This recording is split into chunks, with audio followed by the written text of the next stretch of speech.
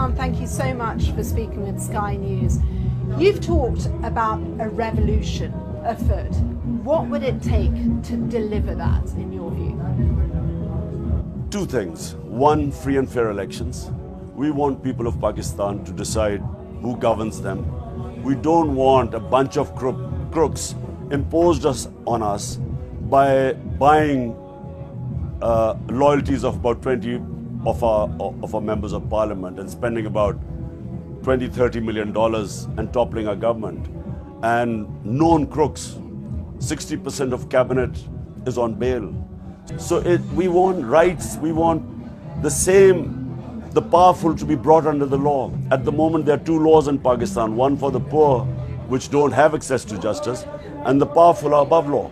How far are you willing to go to deliver change?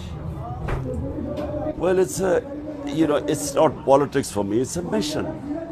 Someone like me who the Almighty blessed me with everything.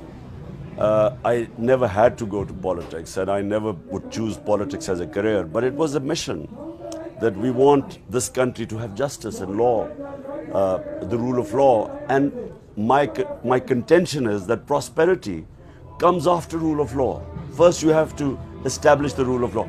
My contention is that most of the developing world is poor because they don't have rule of law.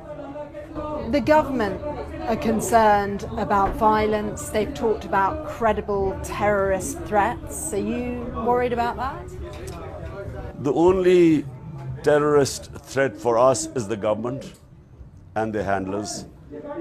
We have why would anyone want to, with families, children, women, if you see the people who are with us, why would anyone want to target them? So it is just the government which is petrified. The government is petrified of the people. They are petrified of elections, because since I've been ousted from power, we've had 37 by-elections. We have won 29, despite the government be supported by the establishment, the powerful establishment. You rarely ever win against them. The Election Commission is totally biased. Despite that, we have won 29 out of 37. So the last thing they want are elections. And what the country wants are elections, because right now the political uncertainty is destroying our economy, because the political uncertainty has led to economic uncertainty. And all economic indicators are that we are heading down. So there is only one way out of this mess, and that are free and fair elections. You've raised the possibility of bloodshed. Do you think that likely? What would it take to stop this march? There is absolutely no reason why there should be bloodshed, because it is my right, constitutional right, to protest peacefully. I'm confident that, and I've been on the road for 6 months now. What I've seen, I'm confident that I will be able to direct it through elections. I will be able to direct this through elections and bring about a change. But, the other possibility is, you would not want it to go the other way. Your critics call you corrupt. They say you are in part responsible for some of the economic woes of this country. Is there anything that you would do differently this time? Well, firstly, we inherited a bankrupt country. And all this is, by the way, every year is published the Economic Survey of Pakistan, where you have all the economic growth rate, industry, agriculture, the growth rate, and so on. So it's all documented. Every year it's published. All you have to do is see what it was in 2018. The country was bankrupt. Despite 2 years of COVID-19, in our third and fourth year, it's documented. In 17 years, we had the best economic growth rate of 5.7% and 6%. We had the highest exports in our history, record, highest tax collection in our history. We had highest remittances, in other words, dollars coming in from overseas Pakistanis. The agriculture was growing at 4.5%. This is an agricultural country, which is, after 17 years, the best agriculture growth. From that position, When we were removed, the country collapsed. Today we are heading towards default. We will not be able to service our debts. Industry is going down, exports going down, remittances.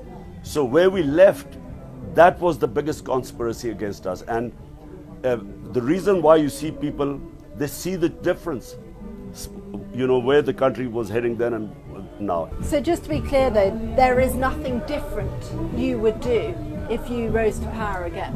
I would do one thing. Well, I would not take power if I had a weak government like I had before. It was a coalition government, thin minority, always.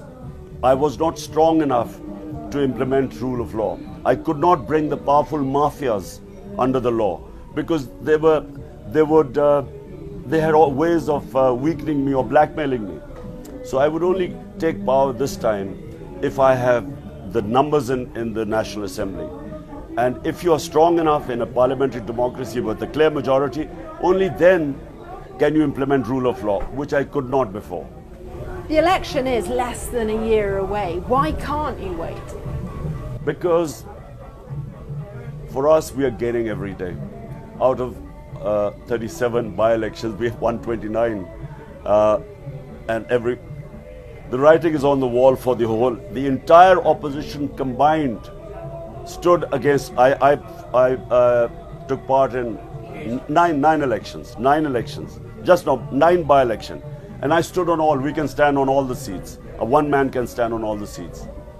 Out of 9, the entire 13 parties stood on one side, with the establishment backing them, the powerful establishment. And I won out of 9, 8 of them. We have won 29 out of 37 by-elections. So it suits us because the government is going down by the day, which is why they don't want to hold elections. But the country is going down. We are heading towards bankruptcy, towards default. So for the sake of the country, the only way out is for the economy to recover is to have political stability. That will only come through elections. When there's a stable government, then only can the economy recover. Do you think, given that you're confident the elections will come early, do you think you'll be back in power next year?